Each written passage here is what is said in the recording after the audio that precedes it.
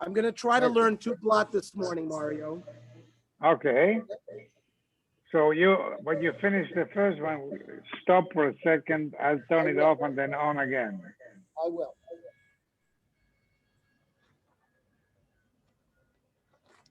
So we're on Chav Gimel, 23. Masechta Sukkah. Yes.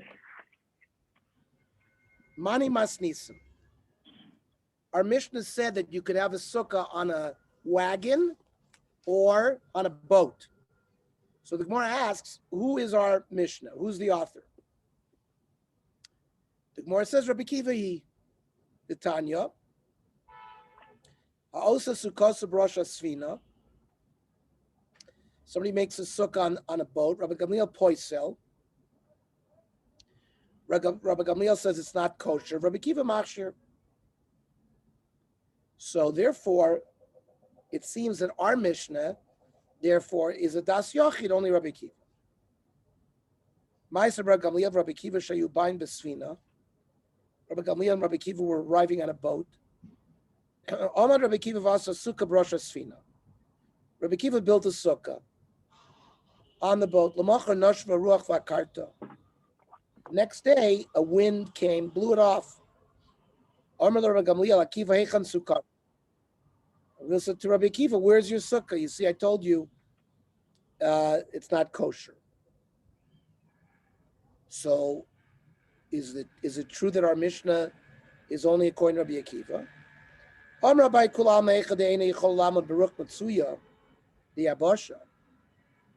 Everybody holds that if the sukkah cannot withstand winds that are normally found on land, so lo klumi, it doesn't have a status of a sukkah, it's too flimsy. If if a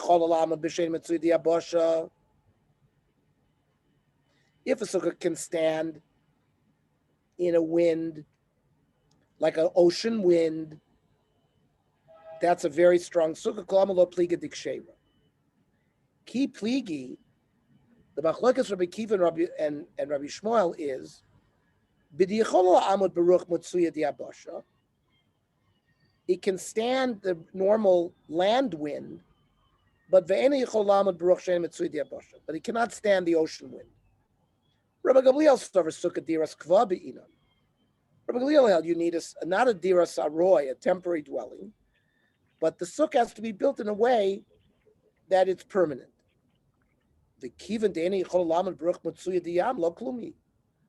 And therefore, since it can't withstand a strong wind, it does not have the status of a diras kva, and therefore is not kosher. Rabbi Kiva serves sukkah diras aroy be'inan. A sukkah only needs to be a temporary dwelling.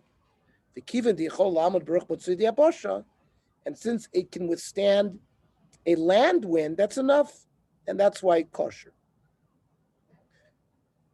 Then the Mishnah said that if you build a sukkah on a gamal, it's also kosher. Masnisin Mani, who's the author of our Mishnah? Reb Meir, the Tanya. If you build a sukkah on an animal, Reb Meir machshir, Reb Yehuda poisel. Again, machlokas tanoim. My time at Reb Yehuda. Why does Reb Yehuda pasel? Omer kra, chag sukkos tasel choshivas yomin. Sukkah ru'uya l'shiva shma sukkah. Only a sukkah that could be used for all 7 days has the status of a sukkah. Sukkah she'ein ru'uya l'shiva lo shma sukkah. Since you cannot have 7 days without a Shabbos, and you're not allowed to ride an animal or use an animal on Yontif, so this kind of sukkah can only be used for 6 days. It's not a sukkah that's ru'uya l'shiva yomim, and therefore it's excluded from din sukkah. Reb Meir, hanami midaraisa mechsa chazi. Really, minat Torah, you can go on an animal on Shabbos. It's only examined Rabbanon that they told you can't. So from a derisidic standpoint, it's a perfectly good sukkah. It's only Rabbanon who gazruba, and that doesn't exclude it from this concept of chagasukos tasel choshivas yom. Okay, that's building the sukkah on top of the animal. What about asal behema doifen l'sukkah? What if one of the walls of the sukkah is going to be an animal? Here, the machlokes tanoim is reversed. Rab Meir poisel, Rab Yudah machshir. Shai Rab Meir omer kol davar sheyesh bo ruach chayim, ein oisen oisor lo doifen l'sukkah. Anything that has life cannot be used as a wall of the sukkah. V'lo lechi v'lo mavui, right? We know that if you have a mavui that opens up in Rosh Hashanah, you have to correct the mavui with a side piece of wood on the opening of the mavui to the Rosh Hashanah. You can't place there an animal as a lechi. V'lo pasin libiros. When you had the wells that the pilgrims used when they traveled from Bavel to Eretz Yisrael, and they had to wall in the wells, they were given certain heterim that they don't need a full wall in order to bring their animals in on Shabbos to allow them to drink. That way they would be bringing water in from Rosh Hashanah to Rosh Hashanah rather than to Rosh Hashanah. And you want to use an animal for one of these mechitzos, it's not, you can't according to Rab Meir. The lo goyla lekever. You cannot use an animal to place as a seal over a grave. Mishum Rabbi Yosef Glili Omru, af ein koisvin of gitei noshim. You can't write on an animal, on the hide of an animal while is alive, a get. Now, my time at Rab Meir. Why did Rab Meir say you can't use an animal or something with ruach chayim for the wall of a sukkah? Abaya Omar Shema Tomus. We're concerned the animal might die. And if it dies in the middle of Yontiv, it falls, and you have no wall anymore. And so you cannot use it for that reason. Rab Zera Omar Shema Tivrach. No, maybe it's going to run away. And again, you end up with no wall. So the Gemara says, Bepil kosher kulam lo pligi. If you have an elephant that's tied up, so everybody will hold that it's kosher. Because the inami mayis, because even if it would die, yesh benivloso asora. The corpse, even if it falls down, is at least 10 tfachim high. You still end up with a wall. And if it's tied up, you don't have to worry that it's going to run away. It's tied up. Ki pligi bipil she'ena kosher. The argument is in an elephant that is not tied up.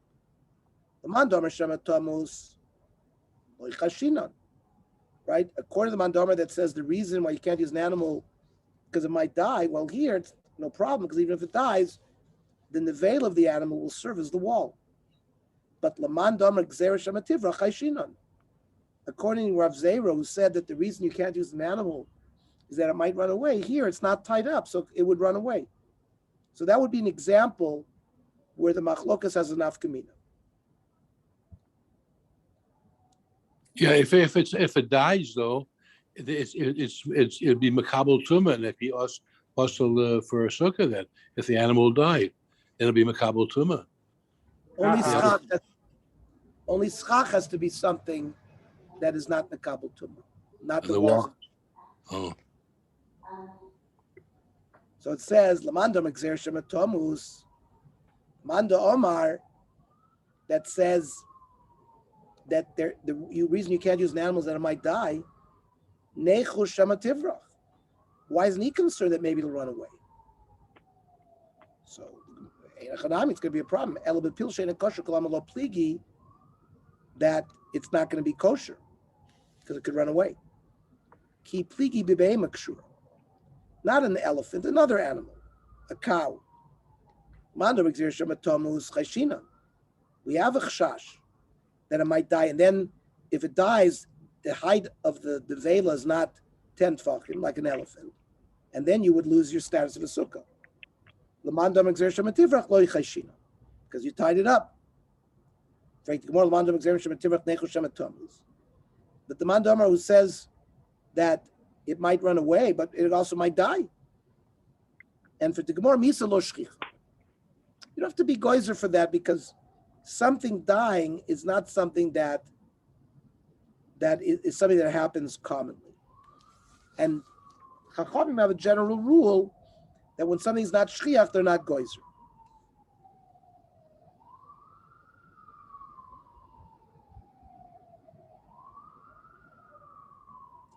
Freit the Gemara, v'ha'ika revacha de beni beni. How can you use an animal for the wall of a sukkah? The space between its legs is going to be like an opening, and it's going to invalidate the mechitza. The Gemara answers, the ovad le behutza v'dafna. You tie, or you close up that space with like palm branches. Therefore, there's no pirza. I v'dilma rava. Yeah, but maybe it'll buck or kick, and it'll break that wall of palm trees that you made. Our answer is the mesicha ba'ashlim ila'el. You tied it with rope, and it can't buck, and therefore there won't be empty space to invalidate the mechitza. Well,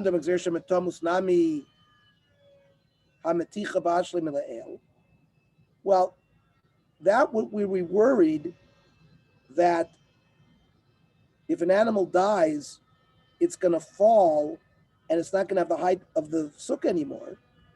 Well, if you tied it up, it's going to remain upright, and you shouldn't have to worry if it's going to die. You're going to still have the height of the sukkah. So the Gemara says, because zimnin demlikim b'pachos mishloisha samach l'schach. Perhaps the animal is not. If you have a 10 tfachim high sukkah, you need the walls to be at least 7 and a little bit, right? Once you're within 3 tfachim of the schach, it's kosher. But maybe the animal, in its normal height, it will not reach the sheva umashu, and it'll be a problem. Keep it demaisa, because if it dies, kafta shrinks a little bit, and the lavadaitin, he's not going to know that he has to fix it a little bit, and now there's a space more than 3 tfachim. Maybe the animal was exactly 7 in a mashu, and then when it dies, it shrinks a little bit. Now there's more distance between the schach and the animal of 3 tfachim, and you have a non-kosher sukkah, and you're not going to know. You won't realize that you have to fix it. Okay. So it comes out that both Abaya and Reb Meir were choishish that the animal would die, and Reb Yehuda not. Umi Amar Abaya Reb Meir chayish lemis Reb Yehuda loy chayish. Can you explain that only Reb Meir is chayish lemis and Reb Yehuda is not? I'll show you it's not so. That not. We have a Mishnah. Bas Yisrael shenisas l'koyin. You have a regular girl who's a Bas Yisrael who married a Kohen. So a Bas Yisrael who's married to a Kohen is allowed to eat truma. V'holach baila l'nida sayam. Her husband takes a business trip to China.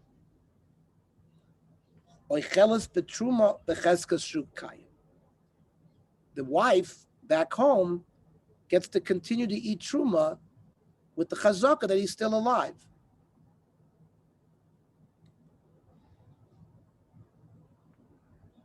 V'reminin Allah, we asked the kasha,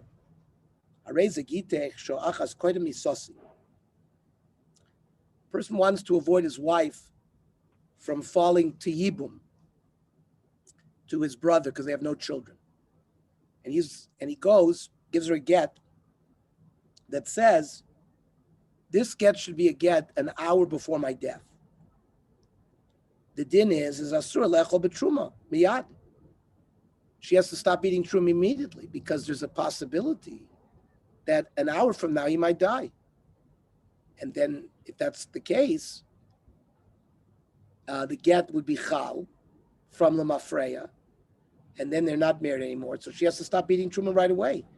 But the first source we cited, when he goes off to China, we're not worried about misa.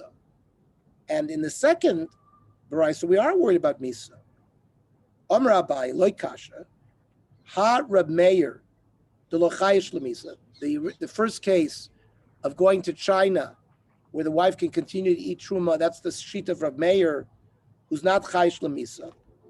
And the case about the get, where she has to stop eating right away because we're chayish lemisa, is Rabbi Yehuda chayish lemisa. So we have it completely switched around in the case that Abaya learned. The Tanya, and we have another baraisa, halakech yain bein akusim. Somebody buys right before Shabbos, where you're not allowed to give trumas and maisras. He buys from kusim who were not careful about giving trumas and maisras. He buys wine, and he doesn't have time to physically separate the trumas and maisras, but he wants to drink the wine this Shabbos. Oimer, he says, Shnei lugin shani osid lahafrish. Right, 1/50th of 100. Right, you have 100 lug, so 2, which is 1/50th, that I'm going to, after Shabbos, mafrish, arein truma, and asara, 10 of the lugin will be meiser rishon. Tisha, 9, because you're left with 90. So 1/10 of 90 is 9, will be meiser sheni. Umechol. Now, meiser sheni has to be redeemed on money, so he has to say, when I'm redeeming it on money, v'shois miyad, div Rab Meir. So Rab Meir holds that, and Rabbi Yehuda, Rabbi Yosef, Rabbi Shimon oisri. Ernie, Yes. you changed staff. No? Okay.